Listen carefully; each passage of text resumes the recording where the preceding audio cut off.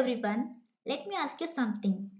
Are you preparing for GPSTR or HSTR and studying many hours every day, but still wondering whether your strategy is correct?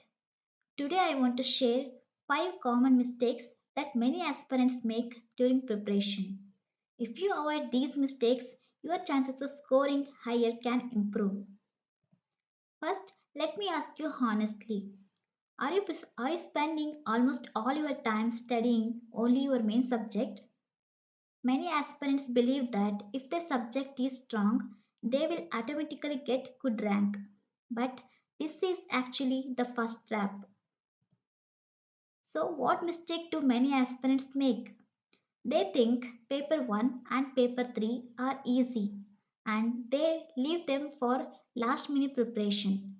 Unfortunately, this decision can reduce their final score. Now, think about this for a moment. Every year, thousands of aspirants prepare for these exams. Many of them study the same books and materials, but finally, only a small number gets selected. So, the real question is what makes the difference? In many cases, paper 1 becomes the rank decider. Imagine two candidates scoring almost the same marks in the subject papers. Who will get the better rank? Usually, the one who scores higher in mental ability or general paper. And more importantly, ignoring paper 3 is actually a big mistake. Remember, you must have to score at least 50% in paper 3 to continue in the race. So, what is the better approach? Try to balance your preparation along with your subject study. Dedicate at least 2 hours daily to paper 1 practice and just give 30 minutes daily for paper 3 because consistent practice can slowly improve your accuracy and speed. Now, let me ask you something honestly. When you study a chapter, do you mostly read and underline again and again? Many aspirants believe that reading multiple times means they have learned it, but this is the second common trap in the preparation passive reading instead of active recall. This is the mistake many aspirants make. They read the same chapter 4 or 5 times and feel confident that they know it well. But when they see a question from that topic, they suddenly realize they cannot recall the exact concept or fact. The reality is simple but important. The exam is not testing how much you read, it is testing how much you can recall quickly during the exam. So, if your preparation only involves reading, your brain may feel familiar with the topic, but it may not retrieve the answer when needed. So, I suggest you a better approach to include active recall practice. After finishing a topic, immediately solve a few questions. For example, if you just studied child development, try solving at least 10 previous year questions before closing the book. This small habit trains your brain to retrieve information faster.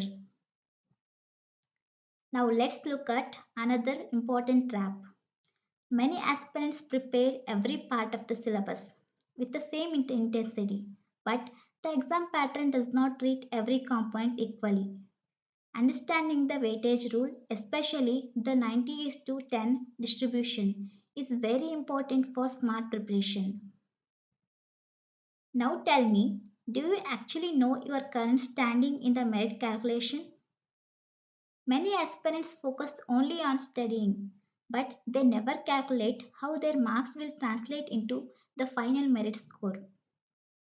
Without knowing this, preparation can sometimes feel like moving without a clear direction. So, here is an important reality many aspirants overlook. If your TET score is lower, then naturally you need to work even harder in the recruitment exam to compensate for it. Understanding this helps you plan your preparation more realistically. So, now a better approach is to know your numbers clearly. Calculate your approximate merit using the 90 is to 10 weightage rule. Once you know your current position, you can set a target score for the recruitment exam and prepare with a clear goal. If you don't know how to calculate your target score, watch my video about 90 is to 10 rule. In that video, I clearly explained how to calculate your target merit. Don't ignore this. Who knows? It may become your biggest inspiration to score more in the exam. Now, let's talk about another common trap. Have you ever felt confused because there are too many books, materials, and sources? One mentor suggests one book, another suggests something different. Slowly, instead of clarity, preparation becomes overloaded with resources. A very common belief among aspirants is if I study more books, my preparation will become stronger. But in reality, collecting too many materials often creates confusion instead of clarity. When it comes to study materials, remember this simple principle. It is much better to study one standard book thoroughly multiple times than to read many books only once because depth understanding always helps more than quantity of material.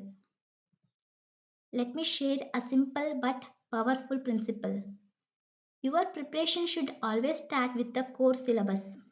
Before exploring many materials, make sure your foundation is strong. In most cases, the state textbooks like DSCRT should be your first priority. Now, let me ask you a question. Have you ever felt that it is too late to start seriously? Or maybe you thought others are much better prepared than me? This mindset becomes the fifth trap for many aspirants.